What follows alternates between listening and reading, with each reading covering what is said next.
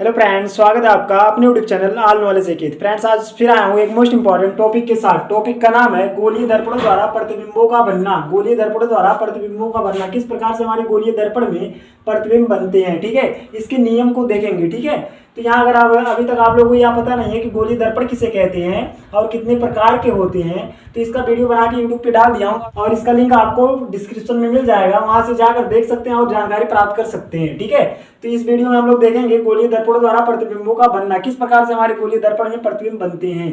तो टाइम ना बर्बाद करते हुए चलो हम वीडियो को शुरू करते हैं। तो सबसे पहले देखा जाए जो हमारे गोलीय दर्पण होते हैं, इसके किस प्रकार से नियम, इसके कौन कौन से नियम है। ठीक है, तो हमारा गोलीय दर्पण तो दो प्रकार का होता है ना, अवतल होता है और उत्तल होता है। तो इसमें किस प्रकार से हमारे बनते हैं प्रतिबिंब, यहाँ से देखा जाए तो सबसे पहले देखा जाए तो गोलीय दर्पण में हमारे प्रतिबिंब क्या बनते हैं, निम्न प्रकार बनते हैं। यहाँ पहला देखा जाए, सबसे पहला जो इसमें नियम है, पहला नियम यहाँ बताता है कि यहाँ बताता है कि यहाँ मुख्य अक्ष के समांतर, मतलब यहाँ चित्र बना देते हैं फिर समझाते हैं। ठीक है, ये हमारा है अवतल दर्पण। अवतल दर्पण किसे कहते हैं, जिसके उभरे हुए तल पर कलई की गई होती है और दबा हुआ तल क्या हो, परावर्तक तल हो। ठीक है, जिसके उभरे हुए तल पर कलई की गई होती है और दबा हुआ तल हमारा परावर्तक तल है, उसे कहते हैं अवतल दर्पण कहा जाता है। ठीक है, तो अवतल दर्पण में हमारा किस प्रकार से ये हमारा परावर्तन होता है देखा जाए तो सबसे पहला नियम ये बताता है कि हमारा ये मुख्य अक्ष है। ठीक है, ये हमारा मुख्य फोकस है और हमारा वक्रता केंद्र है और ये हमारा क्या है, ध्रुव है। ठीक है, तो यहाँ से क्या है, मुख्य अक्ष के समांतर चलने वाली प्रकाश की किरणें, मुख्य अक्ष के समांतर चलने वाली प्रकाश की किरणें दर्पण से टकराने के पश्चात मुख्य फोकस से होकर जाती हैं, मुख्य फोकस से होकर जाती हैं या मुख्य फोकस से आती हुई प्रतीत होती हैं। ये पहला नियम बताता है। पहला नियम क्या बताता है कि मुख्य अक्ष के समांतर, ये हमारा मुख्य अक्ष है ना, इसी के समांतर चलने वाली प्रकाश की किरणें दर्पण से टकराने के पश्चात, दर्पण के टकराने के पश्चात, मतलब ये दर्पण है ना, ये दर्पण से टकराने के पश्चात मुख्य फोकस से होकर जाती है। ये पहला नियम है। ठीक है,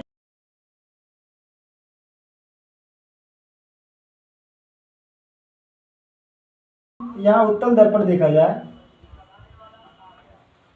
अब यहाँ उत्तल दर्पण की बात किया जाए तो उत्तल दर्पण में देखा जाए तो उत्तल दर्पण की परिभाषा हमारी क्या है, ऐसा दर्पण जिसके दबे हुए तल पर कलई की गई होती है और उभरा हुआ तल क्या हो, परावर्तक तल हो, उसे क्या कहते हैं, उत्तल दर्पण कहते हैं। ठीक है, तो यहाँ से जो हमारा यहाँ से बनेगा, यहाँ भी हमारा क्या हो जाएगा, ये हमारा यप हो जाएगा और ये हमारा क्या हो, सी हो जाएगा वक्रता केंद्र, और हमारा ये ध्रुव हो जाएगा। ठीक है, अब मुख्य अक्ष के समांतर चलने वाली प्रकाश की किरणें, यहाँ से मान लो ये चल रही है किरण, यहाँ से टकराने के पश्चात तो ये तो परावर्तित हो जाएगी ना, लेकिन ये यहाँ से आती हुई क्या होगी, यहाँ से आती हुई प्रतीत होती है। क्या होती है, मुख्य फोकस से आती हुई प्रतीत होती है। पहला नियम ये बताता है गोलीय दर्पण में, जो सबसे पहला नियम यह है कि ये अवतल दर्पण के लिए, किसके लिए, अवतल दर्पण के लिए ये बताता है कि मुख्य अक्ष के समांतर चलने वाले प्रकाश की किरणें, मतलब अवतल और उत्तल दोनों के लिए। ठीक है, यहाँ से सबसे पहला ये बताता है कि मुख्य अक्ष के समांतर चलने वाली प्रकाश की किरणें दर्पण से परावर्तन के पश्चात मुख्य फोकस से होकर जाती है, मतलब यहाँ से टकराएगा और ऐसे चला जाएगा। ठीक है, यहाँ मुख्य अक्ष के समांतर चलने वाली प्रकाश की किरणें दर्पण से टकराने के पश्चात मुख्य फोकस से होकर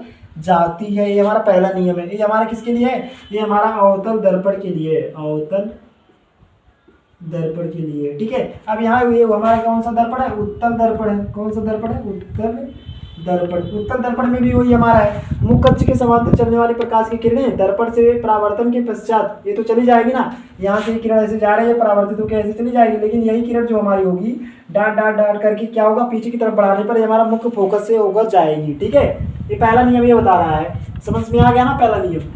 तो पहला नियम हमारा यही है कि ये मुख्य अक्ष के समांतर चलने वाली प्रकाश की किरणें दर्पण से परावर्तन के पश्चात मुख्य फोकस से होकर जाती या मुख्य फोकस से आती हुई प्रतीत होती हैं। पहला नियम हो गया। दूसरा नियम की बात किया जाए, जो हमारा दूसरा नियम यह बताता है, दूसरा नियम क्या बताता है, यह बताता है, ये हमारा अवतल दर्पण के लिए,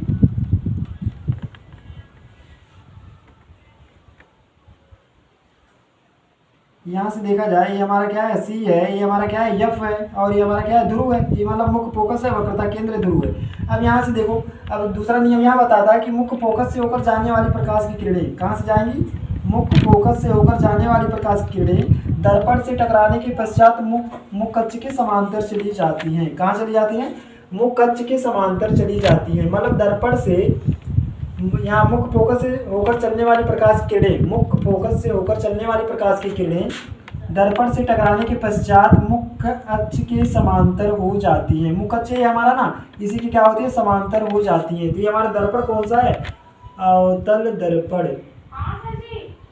ठीक है। अब यहाँ बात किया जाए उत्तल दर्पण में देखा जाए तो यहाँ उत्तल दर्पण की बात किया जाए तो यहाँ उत्तल दर्पण जो हमारा होगा,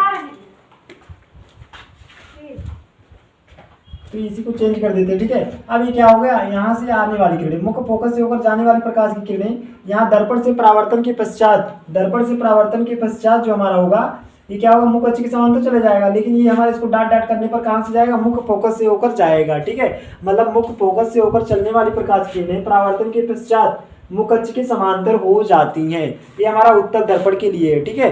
ये समझ में आया। पहला दूसरा नियम क्या बता रहा है कि मतलब मुख्य फोकस से होकर जाने वाली प्रकाश की किरणें दर्पण से परावर्तन के पश्चात मुख्य अक्ष के समांतर हो जाती हैं, मतलब वही नियम यहाँ बता रहा है कि हमारा क्या बता रहा है, यहाँ मुख्य फोकस से होकर जाने वाली प्रकाश की किरणें परावर्तन के पश्चात मुख्य अक्ष के समांतर हो जाती हैं। ये दूसरा नियम है। तीसरा नियम आ जाओ देख लेते हैं। तीसरा नियम यहाँ है, यहाँ बना देते हैं। ठीक है। तीसरा नियम हमारा यहाँ बना देते हैं।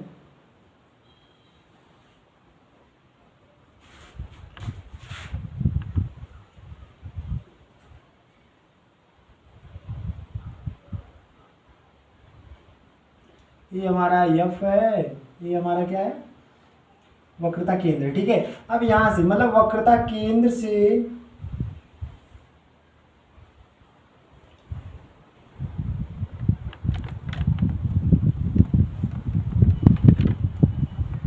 थोड़ा सही नहीं बना ना, इसको फिर से सही बना देते हैं।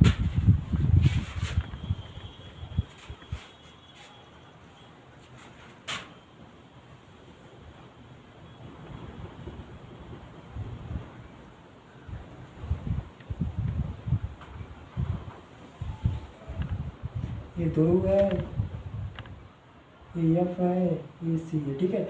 अब यहाँ वक्रता केंद्र से होकर जाने वाली प्रकाश की किरण दर्पण से परावर्तन के पश्चात, देखो जब हमारी वक्रता केंद्र से होकर जाएगी प्रकाश की किरण तो दर्पण से परावर्तन के पश्चात उसी मार्ग में क्या होगा, वापस लौट जाएगी। ठीक है। ये तीसरा नियम हमारा ये बताता है, ये तीसरा नियम है। ये हमारा कौन सा है, दूसरा नियम है। ये कौन सा नियम है, पहला नियम है। ठीक है। ये हमारा कौन सा है, अवतल दर्पण,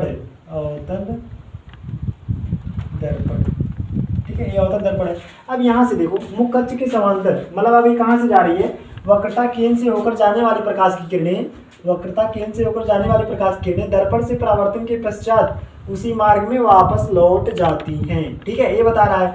और यहाँ से देखा जाए तो, और उत्तल दर्पण के लिए देखा जाए तो उत्तल दर्पण में जो हमारी किरण होंगी देखा जाए तो यहाँ से देखा जाए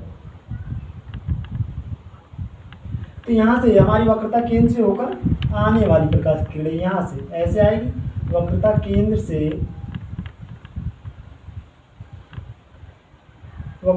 होकर यहाँ से देखो वक्रता केंद्र से होकर जाने वाली किरणें, यहाँ से हो वक्रता केंद्र से होकर आने वाली किरणें परावर्तन के पश्चात उसी मार्ग में क्या होंगे, वापस लौट जाएंगे। ठीक है।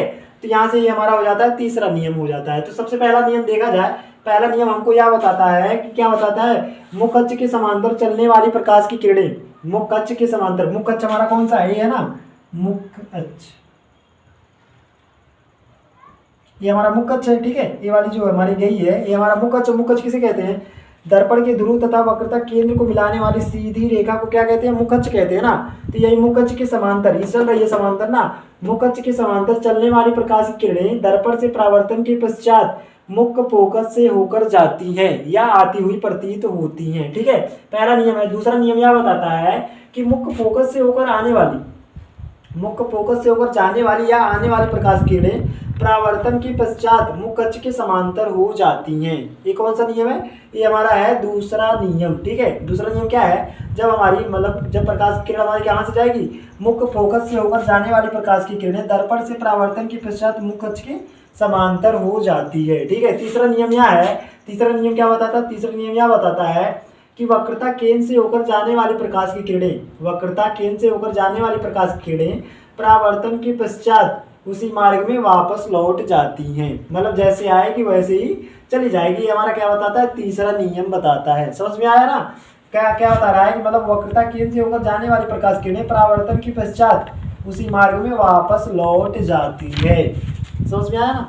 नेक्स्ट की बात किया जाए, नेक्स्ट हमारा है यहाँ से यही वाला देखो, उत्तल दर्पण के लिए क्या है, यहीं से हमारा है वक्रता केंद्र से होकर जाने वाली है मतलब वक्रता केंद्र से होकर आने वाली प्रकाश की किरणें परावर्तन के पश्चात हमारा क्या होगा, परावर्तन के पश्चात या उसी मार्ग में वापस लौट जाएगा। ठीक है, मतलब जो हमारा वक्रता केंद्र से होकर जाएगा तो प्रकाश किरण जब वक्रता केंद्र से होकर गुजरेगी ना तो यहाँ दर्पण से टकराएगा और उसी मार्ग में वापस लौट जाएगा। ठीक है, लेकिन जब हमारा मुख्य फोकस से होकर जाएगा तो ये दर्पण से टकराकर मुख्य अक्ष के समांतर चला जाएगा। और हमारा पहला नियम ये बताता है कि जब मुख्य अक्ष के समांतर जाएगी तो दर्पण से टकराने के पश्चात ये हमारा कहाँ से होकर जाएगा, मुख्य फोकस से होकर जाएगा। ठीक है, मतलब जब समांतर जा रही है, मुख्य अक्ष के समांतर जाएगी तो टकराने के पास मतलब टकराने या परावर्तन के पश्चात कह सकते हैं, परावर्तन के पश्चात तो हमारा कहाँ से होकर जाएगा, मुख्य फोकस से होकर जाएगा। और जब हमारा मुख्य फोकस से होकर जाती है तो ये हमारा दर्पण से परावर्तन के पश्चात मुख्य अक्ष के समांतर हो जाती है। तीसरी किरण हमारी तीसरा नियम यहाँ बताता है जब वक्रता केंद्र से होकर जाती है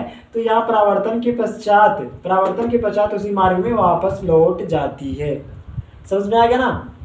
ये हमारा अवतल दर्पण के लिए। उत्तल दर्पण की बात किया जाए तो यहाँ हमारा उत्तल दर्पण तीसरा नियम देखा जाए यही है, मतलब मुख्य अक्ष के मतलब नियम तो वही है। यहाँ वक्रता केंद्र की ओर आने वाली प्रकाश किरणें परावर्तन के पश्चात उसी मार्ग में वापस लौट जाती है। ये हमारा किसका है, ये हमारा उत्तल दर्पण के लिए। ठीक है, ये किसके लिए, उत्तल दर्पण के लिए है। अब यहाँ से देखा जाए तो इसमें पहला नियम किस प्रकार से बनेगा, तो पहला नियम देखा जाए तो यहाँ से मान लो मुख्य अक्ष के समांतर चलने वाली प्रकाश की किरणें परावर्तन के पश्चात तो हमारा यहीं से होकर जाएंगी ना, मुख्य फोकस से होकर जाएगी, ऐसे जाएगी तो यहाँ से ऐसे हो जाएगा, परावर्तित हो जाएगा ना, ऐसे आएगा ये ऐसे चला जाएगा। ये हमारा उत्तल दर्पण के लिए पहला नियम। यहाँ मुख्य अक्ष के समांतर चलने वाली प्रकाश किरणें परावर्तन के पश्चात मुख्य फोकस से होकर जाती है, लेकिन ये हमारा क्या होता है, यहाँ से परावर्तित हो जाती है ना, इसी को पीछे खिसकाने पर हमारा मुख्य फोकस से होकर जाएगा। ठीक है, अब यहाँ से दूसरा नियम की बात की जाए, दूसरा नियम जो यह बताता है कि दूसरा नियम क्या बताता है, वही बताता है कि यहाँ से देखा जाए जो मुख्य फोकस से होकर जाने वाली प्रकाश की किरणें ना, मुख्य फोकस की ओर आने वाली प्रकाश की किरणें परावर्तन के पश्चात मुख्य अक्ष के क्या हो जाएंगे, समांतर हो जाएंगी। ठीक है, ये हमारा मुख्य अक्ष क्या हो जाएगा, समांतर हो जाएगा, मतलब यहाँ से ऐसे आएगा ऐसे चला जाएगा। ठीक है, और ये हमारा मुख्य फोकस से होकर जाएगा। तीसरा नियम क्या है, वक्रता केंद्र से होकर जाएगी तो यहाँ परावर्तन के पश्चात उसी मार्ग में वापस लौट जाएगी। समझ में आ गया ना। अब इसी तीनों नियमों से हम ज्ञात करते हैं अवतल दर्पण द्वारा प्रतिबिंब का बनना और उत्तल दर्पण द्वारा प्रतिबिंबों का बनना। ठीक है, तो जो हमारे अवतल दर्पण होते हैं, अवतल दर्पण में हमारे 6 प्रकार के प्रतिबिंब बनते हैं, इसमें देखेंगे। और उत्तल दर्पण में हमारे 2 प्रकार के प्रतिबिंब बनते हैं, 2 प्रकार के प्रतिबिंब बनते हैं ना। कौन से 2 प्रकार के प्रतिबिंब बनते हैं, तो ये 2 को उसमें देखेंगे। ठीक है, तो ये सब अब अगले वीडियो में डिस्कस करेंगे। ठीक है, आज के लिए बस इतना ही। अगर वीडियो अच्छा लगा हो तो चैनल को सब्सक्राइब जरूर करें। Thank you for watching my video.